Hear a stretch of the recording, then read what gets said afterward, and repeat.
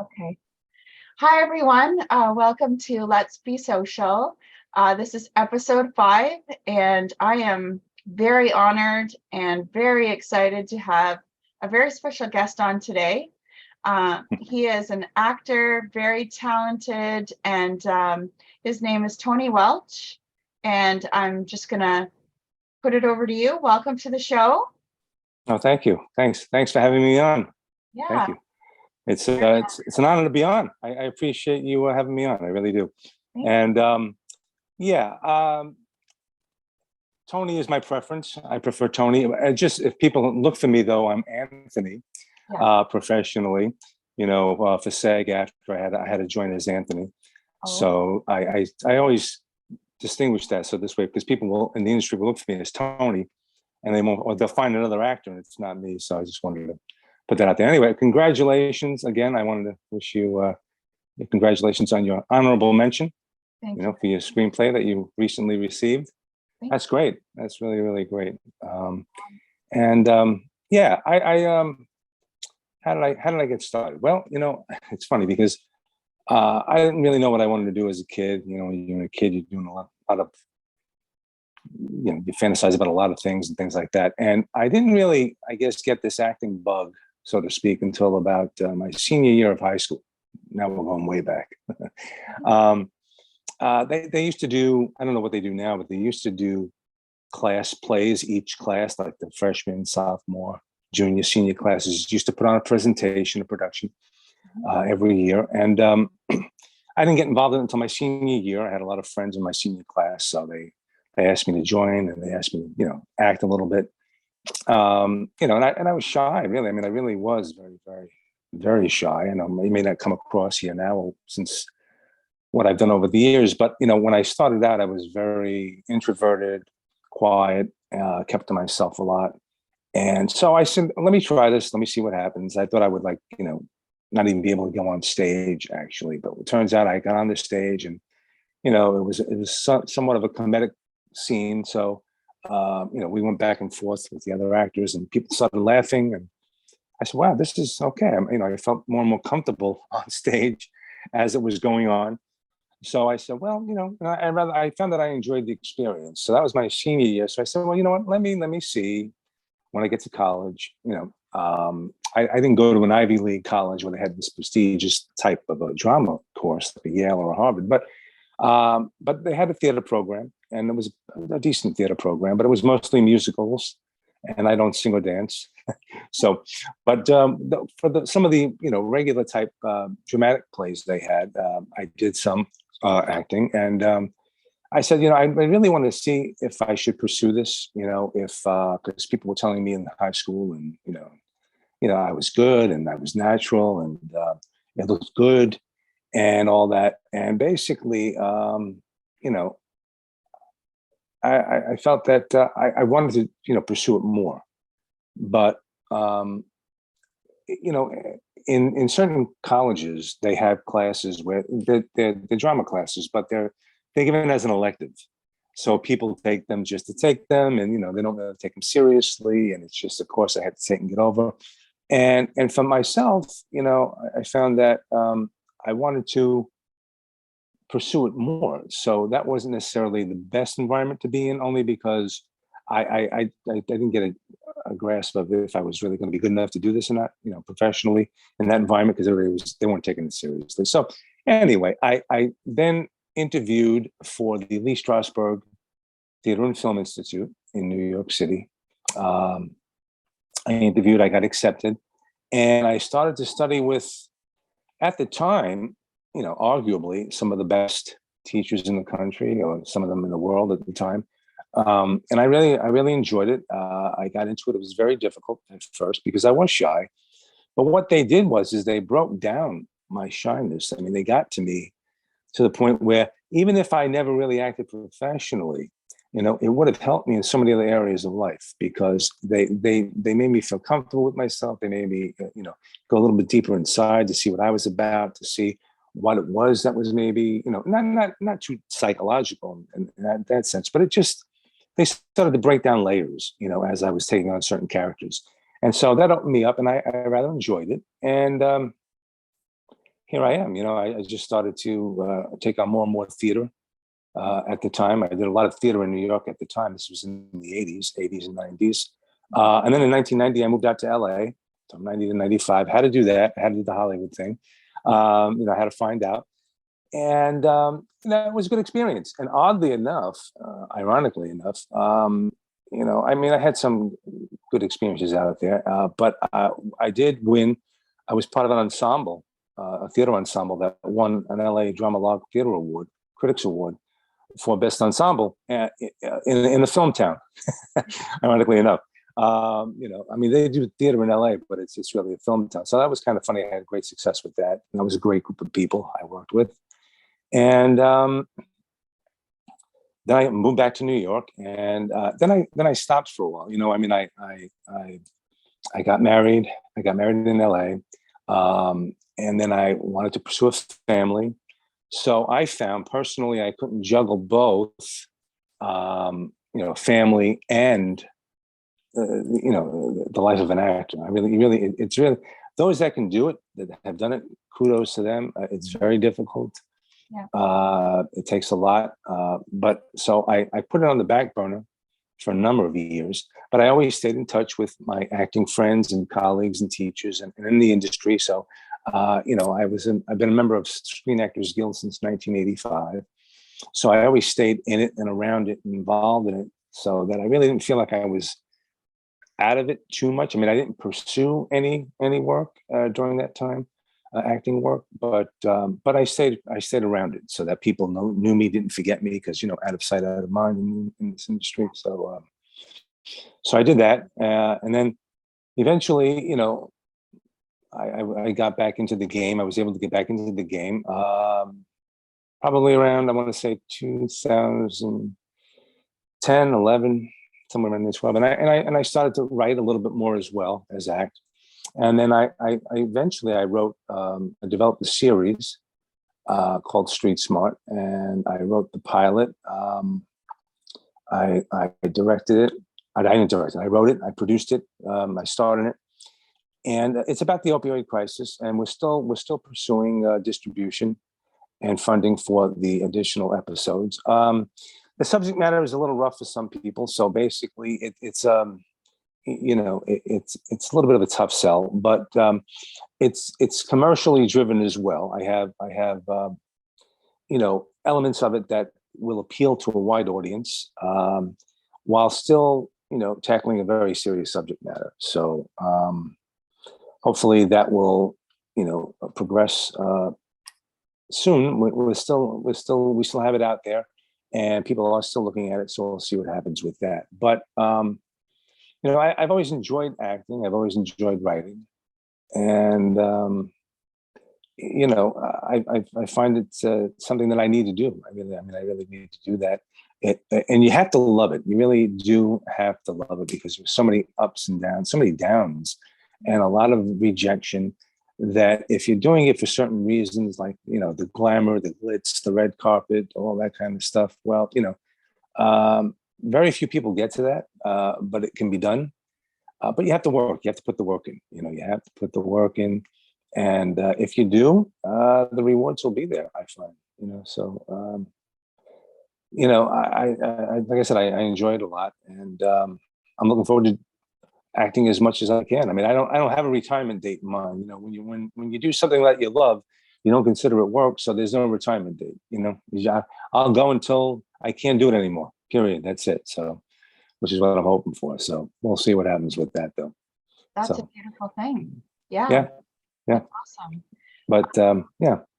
So and like I said, I find that I enjoy working now also as a producer, putting a team together. When I did that for Street Smart, it's like if you're a sports fan, a general manager of a team where you're putting elements together. You're picking directors, you're picking other writers, you have a say in the casting director, the behind the scenes, the financing. So I found that I enjoy that a lot more too now, in terms of, especially when I create my own projects, and it's important. And I think it's important that we all try to, if we can, create our own projects these days.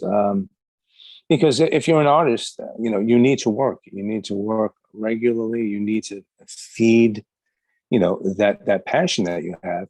And sometimes we don't get the opportunities from others. So we just need to produce ourselves and create our own content. And thankfully, we can do that now. There are so many options and so many platforms and so many opportunities that when I first started, we didn't have. You only had, several major networks, a few of the major studios, and that was it. I mean, Hulu never existed, Netflix, all of those platforms that exist now were never around. So now we have more opportunity. And so, if you have that desire and that passion, absolutely pursue it, because there's a need for content, there's a need for good content, but there's a need for content. And, it's out there. It's out there for us to take, so. That's really, I'm hoping that, I can expand on that and do more, not only with Street Smart, but beyond. So. Yeah. And Yep. I think that's amazing. And did you win something for Street Smart? Oh, I did. Yes. Yeah, I did. Yeah. We actually, thank you. Yeah, we entered it into the NYC Web Fest in 2021. And the end of 2021, November, is when the awards were given out. Middle of November, we were nominated for Best Pilot, Best Action Suspense, and Outstanding Achievement in Writing for myself, because I wrote the entire pilot episode. And we were honored with a win for Best Pilot at the NYC Web Fest in 2021. Yes, we won that. And it's a proof of concept pilot. It's not your standard length pilot, but it hit all the elements, I believe, that were needed for a pilot. I mean, pilot episodes are tricky. You have to get certain elements in a pilot episode for TV that have to be there in order to make the story understandable and work. And you want to hopefully leave it, I mean, ideally with a cliffhanger ending, so that people want to, binge on it and tune into the next one right away. I mean, I always feel that if when I'm watching a show, if there's an episode that ends and I can say, okay, I'll see it again. I got to do some other things, and maybe I'll get to it tomorrow or the day after. It doesn't mean it's not good, but it's always better when it's like, if it's an ending that you just can't wait to see what happens next. That's your ideal situation for not just a pilot episode, but every episode thereafter. I mean, and I was inspired by Breaking Bad, The Sopranos, The Shield. Those are shows. I mean, Breaking Bad and Sopranos, two of my all-time favorites. And now Ozark. I love Ozark. Those are great shows. But I mean, and with the pilot episodes, especially, they're usually you need to start real fast and grip people, and try to end with a cliffhanger. But there were two schools of thought on that too. I mean, if you're a writer that's established and you have a track record in Hollywood, and they know your work and they know you have this slow burn type of an approach, to a project when you're writing, they're going to give you that benefit of the doubt. But if you're a new writer that's not established and you start off too slow, they're not going to give you don't have that benefit of the doubt. They might say, well, this could get better, or we don't know who this is, so let's just pass on, move to the next one. So it's very important to come out and hit them hard. Now, with Street Smart, I didn't necessarily do that, but then again, I watched the two pilot episodes of my two favorite shows, which were The Sopranos and Breaking Bad, and the openings of those two episodes, the pilot episodes, are so different from one another. I mean, totally different. Yet they both worked, and they're both great series. I mean, I don't know if you're a fan of either one, Yeah. but in The Sopranos pilot episode, it opens with Tony Soprano, as static as you can be, sitting in the therapist's office, looking at a statue, pretty much not moving. He gets up, she calls him in, he walks in, he sits down, he still sits, and they're waiting, and they're looking at each other. And that's pretty back and forth, blah, blah, blah, blah, blah, for a lot of people, because they want action. And you don't know what's going to happen. Then with Breaking Bad, the pilot episode, it's whoosh. You see the RV swoosh right into the opening shot, and it's bouncing around, and the action is already taking place, and what's going to happen. So, I mean, these are two very different, the polar opposites, but they both work. So I guess my point is that, you're not really, you got to just feed the story and feel the story. The story that I was telling with Street Smart, I had in mind to finish with a bigger ending than a bit bigger opening, but the opening still worked because, it opened where you didn't know what was going to happen, what was happening, what was the situation with this character and who was he listening to. And so that's what you want to do with pilot episodes, and I guess any screenplay, or it's just, if you don't have a reputation and they don't know you, you got to grip them right away. They say the first couple of pages, especially when readers get them, they have a pile of scripts to read, and they're not going to waste a lot of time unless they know you. If they know you, again, they'll give you the benefit of the doubt and see where it's going. But if not, next, so. Yeah. So we won those awards, and now we're hoping. Like I said, that was the end of November. So we're basically the end of the year, and then we had the holidays come in, and so we didn't really get running with the benefit of that award until almost the middle of 2022. So we're going to see now what happens. A lot of people were still backed up with COVID and things like that, and we're not blaming COVID. I mean, everybody had that. So, yeah. But now I think there's, because of the subject matter, there's a few other projects with other platforms that may be looking at the opioid crisis. The opioid crisis, unfortunately, not going to go away anytime soon. It's a horrible epidemic, and I am approaching Street Smart from the point of view of the stigma that's attached to the addict and their relatives and their loved ones. I mean, I have a lot of friends, people that would ask about, they would lose loved ones, and it was like, well, where were you? How did you not see this? And what do you mean, how did I not see this? How did I let it happen? I didn't let it happen. Or the people that became addicts, how did this happen to you? You were on a great track. You're not your typical junkie looking person or addict looking person. I mean, that's really what I'm focusing on, is that a lot of people out there think that unless you're a certain social status, you can't be affected by it. But no matter how educated you are or you aren't, no matter what kind of income you make or don't make, you can become addicted. A lot of people don't realize it's a disease. They don't want to admit it's a disease, but it is. And so, I did extensive research on this so that I knew what I was talking about. But again, it's not just going to be like a docuseries or a documentary on the opioid crisis. I've incorporated commercial elements with an organized crime tie, and a little bit of a thriller and a crime drama in there, so that it has a wide range and a wide appeal, while still driving home an important message. So we're hoping that still takes off, and we'll see where it goes. So, but I hope it does, because it's an important message, and it's an important thing for people to understand, that this is not as controllable as you think it is. And there are a lot of hands involved that we don't think. There are pharmacists involved. There are, unfortunately, unscrupulous doctors involved.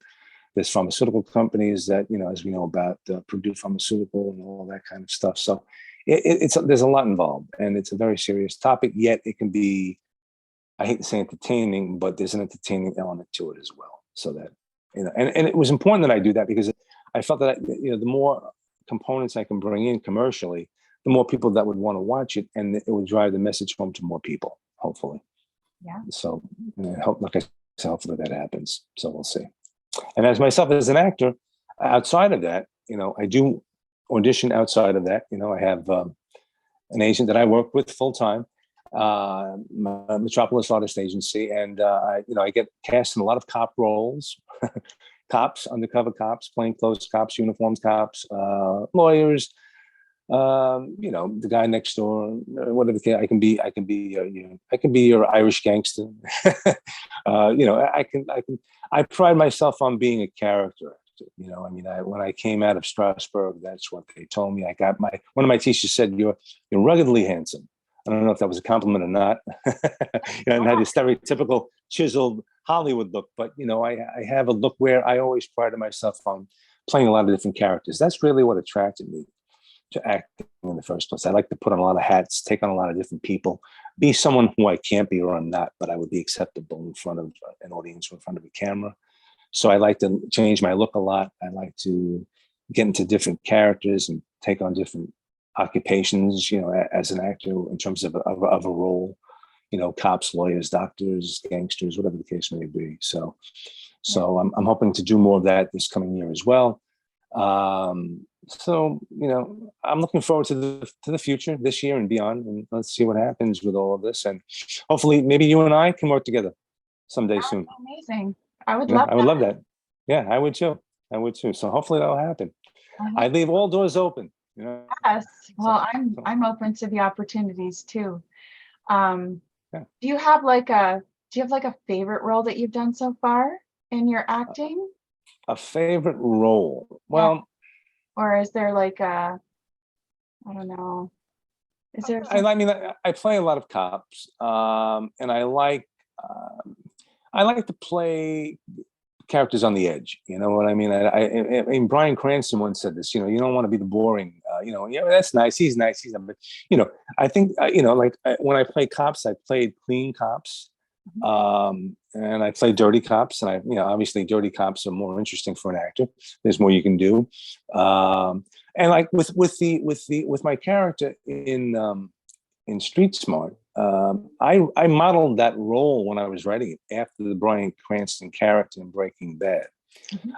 In terms of the transformative part of it, the Walter White you see in the very opening to the Walter White you see at the end, and how he transforms and becomes from this goody two shoes nerdy type of a guy to this drug lord, kingpin, ruthless guy that would do whatever he has to do to protect his family. And that's kind of what my character in Street Smart, Joey McGloin, is geared to be. Where you see him in the beginning, he's a type of guy who was a clean cut cop all along, straight laced. He thought about how he was going to be maybe one day the chief of police while he was in the academy. He always had these, straight laced, thought process about him. But then, if we get to do this series, you'll see in the end how he transforms to where his family is threatened, he's threatened, and he starts to do whatever he has to do and throw, all that goody two shoes and straight laced stuff to the wind in order to protect his family. And that transformation is what I enjoy about characters. I mean, if they start off down here, I like them to grow, and I like to bring growth to them if there's a potential. That's what I typically look for, where I can make it something more than what you just see on the page, and it's not just a flat line, one note type of a character. So those are the roles that attract me. And I guess any role I played like that, and I played some, would be my favorite, basically. Yeah. Yeah. It's always good to play different. Yeah. Well, and to have that diversity, you obviously have that diversity about you that you can actually do that, right? Thanks. Yeah, thank you. I think you're super talented, like to be able to do the writing, the acting, and thank you. Thank you. Thank you. And like producing, I can't even imagine the amount of work. Yeah, it's just in itself. Yeah, it's a lot. I mean, when I took, I had the business, acumen in terms of when I was in college and when I left the industry. I was in business, and I had some higher end, I guess, positions in business where. So I'd like to formulate that as well. I like to put the team together, and it is a lot. It's thinking ahead, and also when you're writing. First of all, as a writer, I started acting way before I ever started writing, and because I've watched thousands of movies and TV shows, and have read thousands of plays as an actor when I was doing theater, you start to pick up dialogue, and how to write dialogue, and you start to wonder, not only are you watching, how would I do that as an actor, but how would I write that? Would I write the scene differently? And you start to pick up an ear for dialogue if you've done it so many years. And so I started writing that out and creating all the characters, and then it's a matter of also being inquisitive.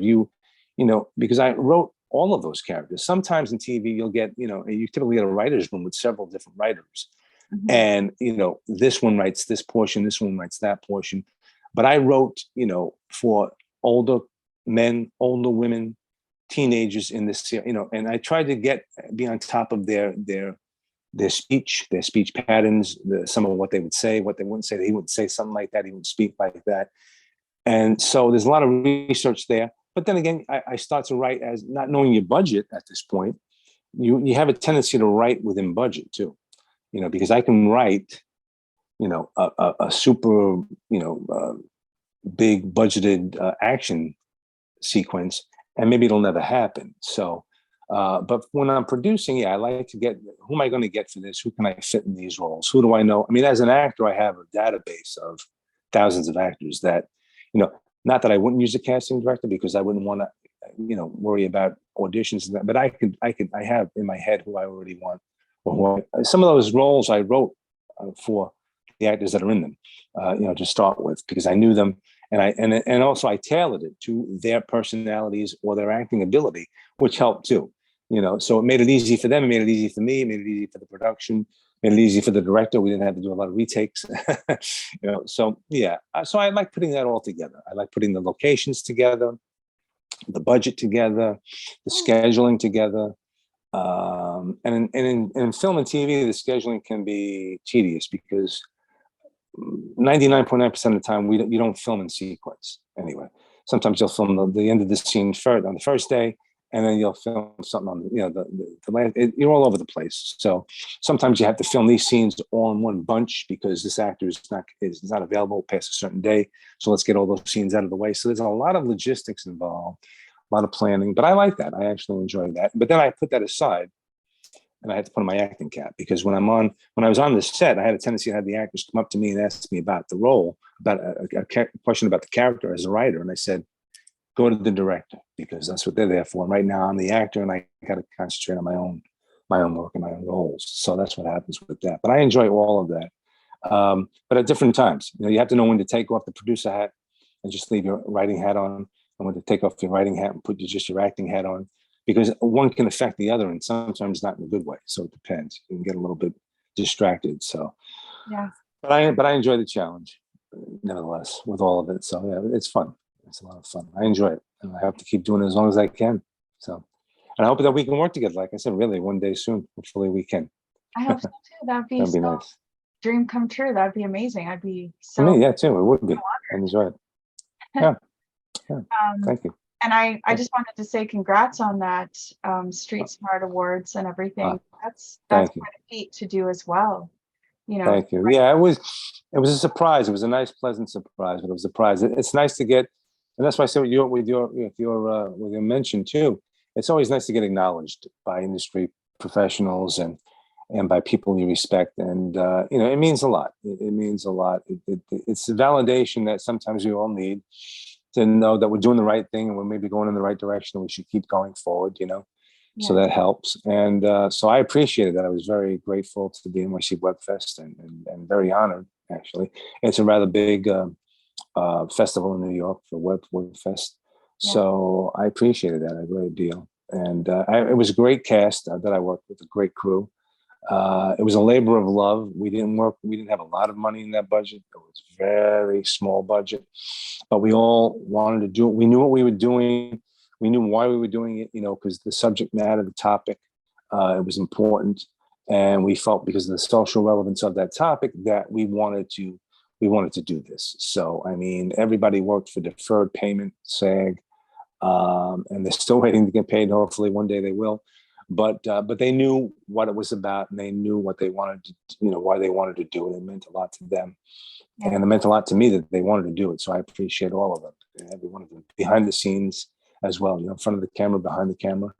Mm-hmm. So, and hopefully we can go further and we can do more and tell the story further, and of course compensate all these wonderful people appropriately as well for the work they deserve it. So, and we'll see what happens. So. Well, hopefully.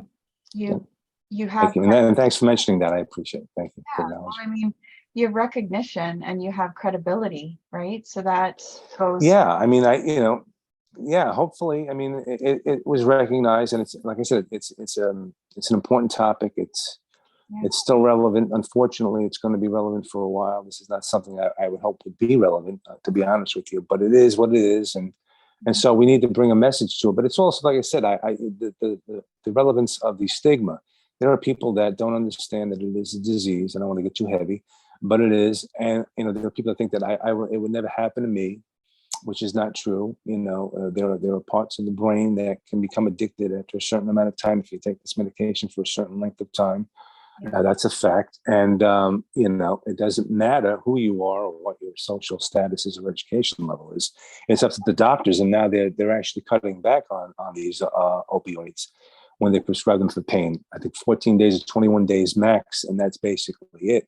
And if you don't need it that long, that's great. So then just please dispose of it properly, because what happens is a lot of parents or people, adults, take it. And then what they do is that they put it on the shelf and they leave it alone. And then if they have children, sometimes their children want to experiment and they want to see what's going on. And that's how the kids get. So it's very important that, if you're going to take these medications, that you do it properly and just be careful with them. But that's a part of it too. I mean, this is what we wanted to get. It's not just a certain type of person and a certain type of, status. It goes across socioeconomically across the board. And there are even people that are what we call working addicts, that go out and function every day, that are addicted, that we don't know about, and you'd be surprised. So it's important that we bring this, but again, in a way that's also commercially attractive, so that we can get people to get on board to distribute, and people that will want to tune in. Because I'm not a documentary writer. It's not going to be a documentary. That's not my thing. But we can do this in a way that's socially relevant and commercially attractive and appealing, so that people actually, the more people that tune in, the better, I think. So that's my goal, and we'll see what happens. So, well, I'm excited to see where your path goes. Thank you. Me too. Thank you. Yeah, it sounds like very kind of edgy and kind of exciting at the same time. And I look forward to, tuning in myself when Thank you. Get distribution, because I'm sure you will. I think it's just a matter of time, But well, yeah. I mean, again, it's a subject matter that I think people. I mean, we've had discussions recently about it being a full series or possibly a limited series. Some people discuss wanting to make it into a feature film, which I don't want to do, because there are a lot of feature films out there that are similar, and they're all wonderful, but they all focus on just one particular type of person. And I feel that we wouldn't have enough time in a feature film, to do what I want to do, to make it a broad spectrum of, it affects everybody on all different levels. And there are a lot of hands involved in this, So I think a series would have been best, even if it's a limited series. Yeah. So that's what we're discussing now. Actually, there's this possibility that it could be a limited series, but we're not really sure yet. So we'll have to see. And then, of course, putting these things together for a series is always tough, because you have to get certain actors on board, and they have to be able to commit to it for a certain amount of time. And then one is available to do it now, but the other one you need is not available until this date. And then when they become available, the other one is not available anymore. So it's that's part of the producing and the scheduling too. Mm-hmm. There's a lot of variables involved in getting these projects, film and especially TV series, off the ground. There's a lot of coordination with locations, scheduling. So we'll see what happens. But hopefully at this point, sometime this year, or as soon as possible. I'm open to everything except the feature film, only because I don't think it'll work in the way I intended. But other than that, I'm wide open, and hopefully it will happen very soon, I hope. And you'll be the first to know. I promise. Thank you. Yes. I am super happy that you were able to join us today. Yeah, me too. It was a little, I know I had some conflicts earlier, but I'm glad I was able to make it today. Sounds good.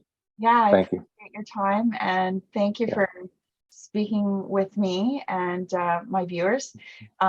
People can find you on IMDB. Is there anywhere else? IMDB, I'm as Anthony Welch. Then Facebook, my regular Facebook page is Tony Welch. And then Instagram is Tony.Welch. So that's basically it. And I don't have a website, but I'm working on getting a new one. And so those three places, Facebook and Instagram primarily. And IMDB, it will be Anthony Welch for professional purposes, because that's how I have to be listed. So, but thank you again for having me on. I appreciate it. This was fun. I always enjoy doing these, and I enjoyed this with you today. So thank you. Yeah, thank you so much for your time. I truly appreciate it. And, you're super talented, and I'm excited to see where it goes for you. And thank you. I appreciate that. Thank you. Thank you very much. Okay, well, thanks a Thank you. lot. And Yeah. maybe we'll have you back on later in the year and we'll see where you're at with Street Smart and other. That'd be great. Yeah. I hope I can. I hope I will. Thank you. Appreciate it. Take Thanks care. again. Have a great day. Have a great weekend. You too. Bye-bye. Bye.